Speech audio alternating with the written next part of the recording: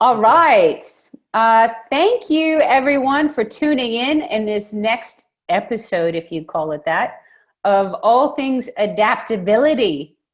I'm with Khid Khairudin from Singapore, and it is such a Hello. pleasure to have you, Khid, joining us so that you can share your knowledge with our community.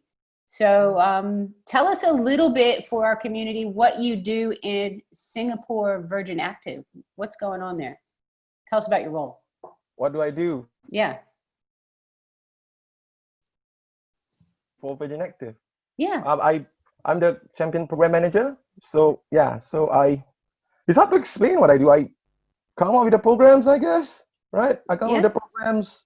I help the trainers refine their programs and see what are the what are the areas that they could improve on, or what are the things that they could self-study and improve on themselves, and things that they could read up and geek out. Mm-hmm. As we say, and then in that sense, self-development. That's what I Amazing. do every day, yeah. What an important component of personal trainer development. So it's amazing that you're championing that cause for Virgin, and you do a Yes. lot of personal development yourself. I know. So you practice what you preach, don't you? Yeah. Well, it's a I like to geek out, so it's not that it's that much of work. It's not really work for me. It's fun. Right? I Mm-hmm. like I like to learn new things. I like to challenge ideas. I like to be challenged. Mm-hmm. I like people to challenge me, and I like to learn new things from different perspectives. And I think that's what makes my job easy, I guess, or fun. Well, Uh, that is amazing that yeah. you can have fun with what you do. So that's Mm, going to definitely give you the energy that you need on those hard days. And yeah. one thing that you mentioned just there is that you like a bit of challenge. So, and I guess that kind of brings us to our current state of reality. Hello, Mm, plenty of challenges coming yeah. our way, right? Mm-hmm. So this whole thing we're doing is all about adaptability. And the goal of this is that we can bring some maybe tips and tools to our community and our trainers, and they can think about how they can apply some of your learning to their business and how they approach adapting in this COVID environment. So Cool. I just want to get to this adaptability bit. Khid, what does adaptability mean to you? Um, I was having workout this morning, and then I was thinking about, okay, so prior to this call, like, so what is adaptability? The way I see it is, if we are always overthinking about things, or we are always worrying about things, or we always consider what if this happens and what if this happens, then we're not really adapting, because we're not being present to what's happening in that moment, and we can't pivot, or we can't shift, or we can't move, because we are too busy in our heads instead of Mm-hmm. being in our body, or being in our doing, or in our being, and just trying to roll with the punches, or shift with shift your weight, or shift your thoughts, or make things in that sense, find a path. Mm-hmm. That's just what adaptability means to me. A Yeah. path meaning, So if yeah, I hear you right, sorry to cut you off, Kid, but if I hear you right, what you're saying is that when we're in a worried state, we're constantly thinking about the what ifs. yeah, We are not in a good position to adapt because that kind of constricts our ability yeah. to find that path. Is that what you're telling me? Yes, paralysis due to overanalysis, Okay. right? Yes, Okay. yeah. I think Yeah. Mel, you know that term very well, right? Because we are in here too much, and then we're Okay. not present to what's happening. And I guess a lot of times, because of the stress, like, I mean, it might not be physical stress, but it's mental stress, Hmm. right? And that extra, those unnecessary ideas, or possibilities that we create in our heads, is not necessarily what's happening in real time. And Hmm. because we are focusing on that stuff, we're not really present to what's happening in front of us, and we can't adapt, or we can't change to what's happening in front of us. Yeah. So what you're saying is on a level, fear kind of serves its purpose to a point. But once it gets to that point of worrying, it will remove our ability to adapt because we Yeah, won't have a clear head. yes, correct.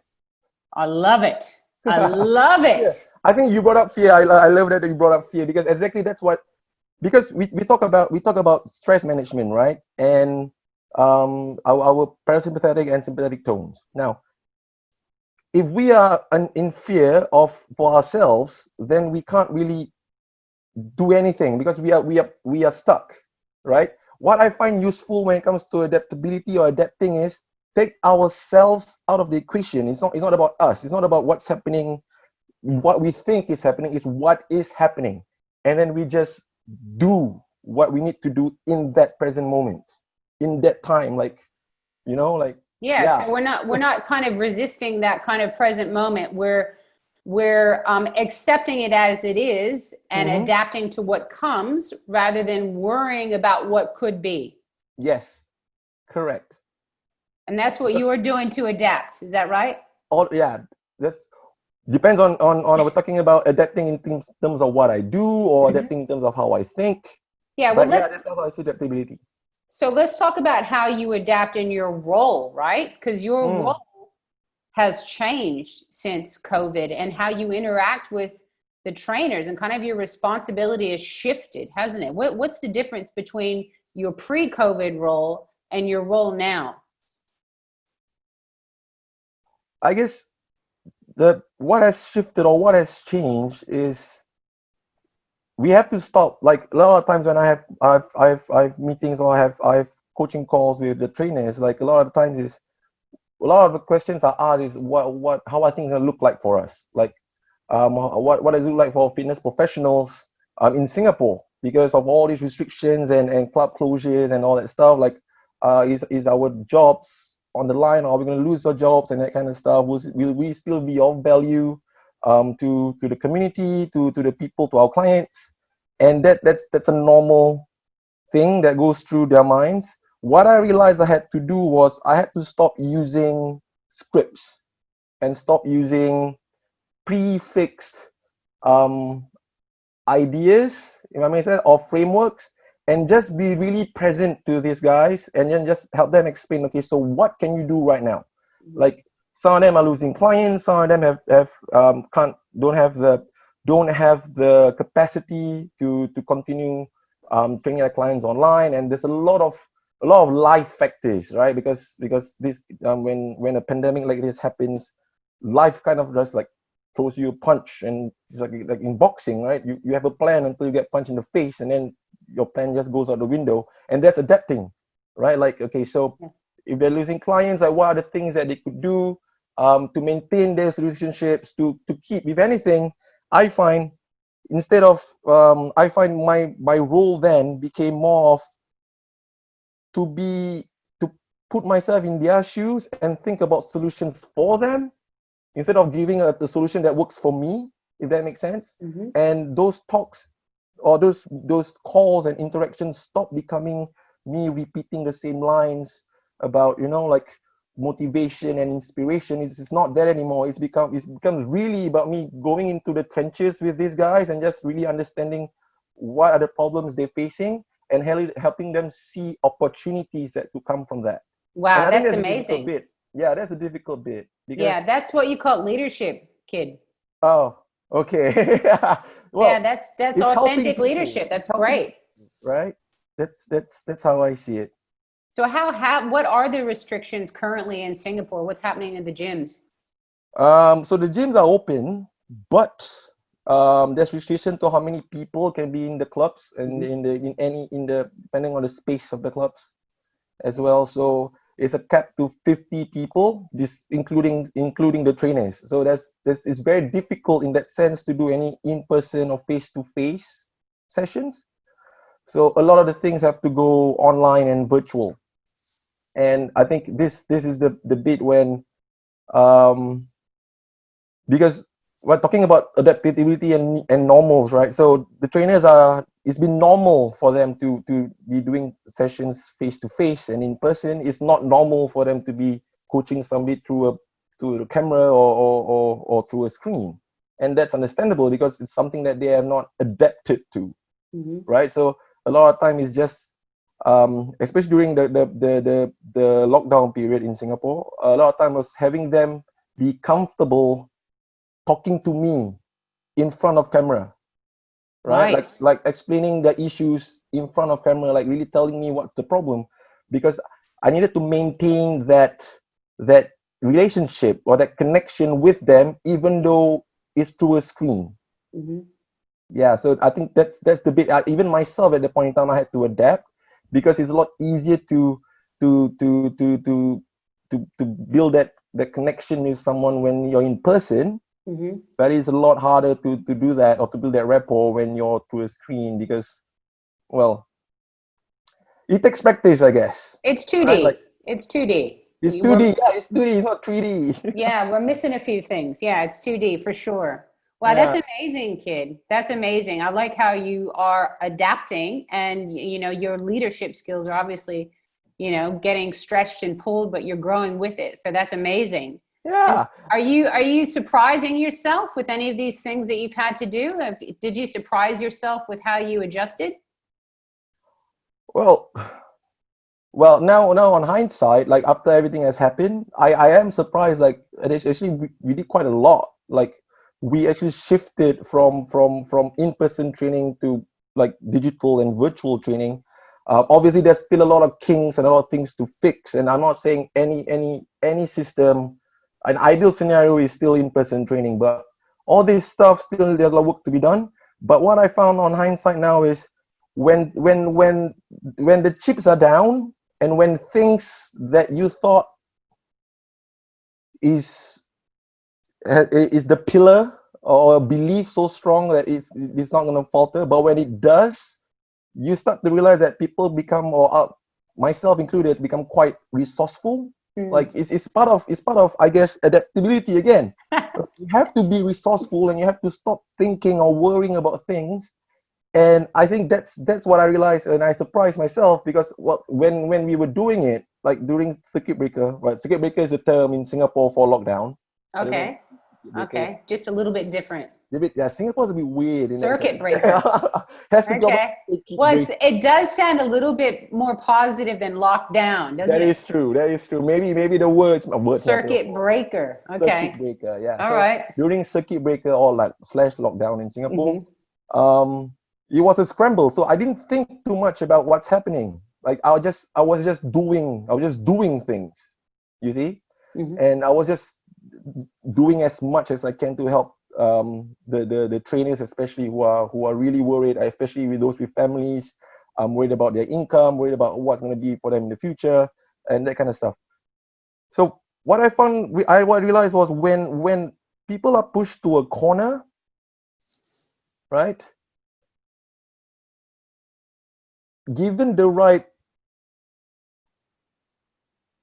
support, or given the right feedback, it changes how they adjust, right? And more often than not, like, it's for the better. Mm. It's for the better. Um, like, I have few examples. Like, some of the coaches, actually, instead of actually losing, or like leaving, like, stop becoming, instead of giving up on becoming a fitness professional, some of them actually started their own online programs, started their own online businesses, understanding that they just had to change with times, just had to adapt to a new normal, right? Mm-hmm. And that's what surprised me, was what we are more adaptive, and we are more capable and resourceful than we think, Mm. provided we don't think too much, we just do. Amazing. Amazing. So, are any of those adaptations made by your trainers, which of those do you think are going to stick around after COVID is over, or we have a vaccine, or whatever? What's going to stick around? 'Cause the industry has obviously changed. Mm-hmm. It's never going to be the same. Mm-hmm. So, what do you think is going to be the new normal with all of this learning and adaptation that's happened? Where's your crystal ball, kid? Oh. Get that This is the crystal thing ball about, out. Mel. This is the thing about adaptation, is, if you think there's a crystal ball, then we're losing the whole premise. We're losing the whole idea, because you can't, try not to think about the future. In that sense, we're not saying we shouldn't have goals and dreams. Mm-hmm. I'm just saying, when it comes to adaptability, assuming what's to come does not necessarily help you in this moment in time. You see, but focus on the things that we can do now. So diversifying, like for example, when I had meetings with the fitness managers about how can they support their trainers better, we had to diversify, like stop functioning in a specific funnel or tunnel or train of thought. Like we have to expand laterally, like stop thinking about what's up or what's down, but think sideways, like what are other things that we're looking at, right? Yeah. And that is what we need needs to happen, I guess, individually, because it's a lot easier to say this to a group of people, but I understand people take things differently based off their own personal experiences. But what helps is if we just stay present and then we just think laterally, then we start to realize there's a lot more resources than that we might have overlooked. And I guess diversifying is the way forward, and thinking beyond being so exclusive. In a sense, what I struggled was, especially during that circuit breaker, is some trainers just say, okay, so that's not me. I can't do that. I can't coach people online, or I'm not gonna try that because that's just not me. Or I'm so used to just lifting weights, I can't teach body weight. Like, guys, come on, think laterally. Like at the end of the day, we create our own boxes. Like we create our own prisons. Like we make assumptions about ourselves that we can't do something, right? And or we always thought that we need to find a niche, like this specific niche will bring you somewhere. And then that's the normal train of thought, and that's how it's always been, I guess. But that niche could also lead you to the corner where you can't find any more resources because you have limited, or you have used up all your resources, or did not consider different possibilities or different perspectives, right?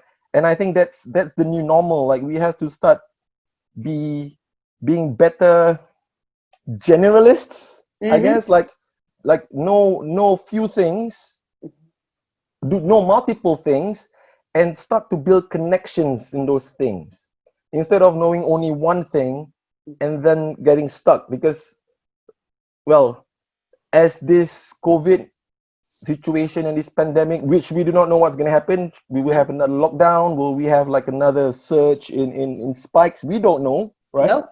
So Don't know. stop worrying about that stuff, right? So start to think about, so what can we do to make ourselves more prepared beyond what we know, right? Or what do we not know? And how can we build connections or connect the dots to what we don't, like what we currently know and what we don't know, so that we can expand our skill sets, we can expand possibilities for ourselves. You see? Yeah. I see. And Now that makes makes sense. sense. I don't know. It's a shift in thinking. So it's a Yeah, shift shift in in the thinking, way that we, that it sounds like what you're saying is that the trainers that had the kind of narrow focus and that, very specialized, in a way, a fixed mindset of saying, I am not that, I can't do that, or I am, I guess that when the trainers say I am or I am not, they've kind of put themselves into a bit of a tough spot, because they can no longer be that in this new environment. So the new environment has said, well, you may have been that, but you can't be that anymore. Yeah. So you have to make a new choice. Yeah, so you have to accept it, and then you have to Yeah. do something about it. Exactly. Yeah. Yeah. Oh my God. I think you put it better than I did, Mel. Now it makes perfect sense. It actually does make perfect sense. So if you could give our community some ideas, I mean, just from what you're saying with the trainers that you work with, if you could give them some ideas on what's a toolkit that they're going to need to bring with them or develop to be successful, let's just say in this environment right now as it stands, because we don't have a crystal ball. We can use our imagination, we can pretend, we can guess, but in this current environment, what's a toolkit that if because our trainers are new coming into the industry, we have people graduating who are getting into the industry for the very first time, and they're coming in this way. They're certified in a COVID environment. What's the toolkit do you think that they're going to need to bring with them that may be a little bit different to the toolkit they had? I think the most critical one, like right at the top of my head, Mhm. is the ability to change behaviors. Mhm. Like, I think a lot of the times when it comes to solving problems or adapting to something, it's about behavior. Like, if you can't change the way you think or your mindset, you can't change your behavior because you're stuck. And to be able to help people change their behaviors and change their mindset, that is alchemical gold. That's how I see it. Like, that is gold. Like, people, more often than not, people find it difficult to change themselves, especially when these kind of pandemics happen, right? Like you said just now about the growth mindset and the fixed mindset. And more often than not, people appreciate when somebody could help them change the behavior that benefits them in the long term, Mhm. like long term and sustainable. Sustainable also is the other key.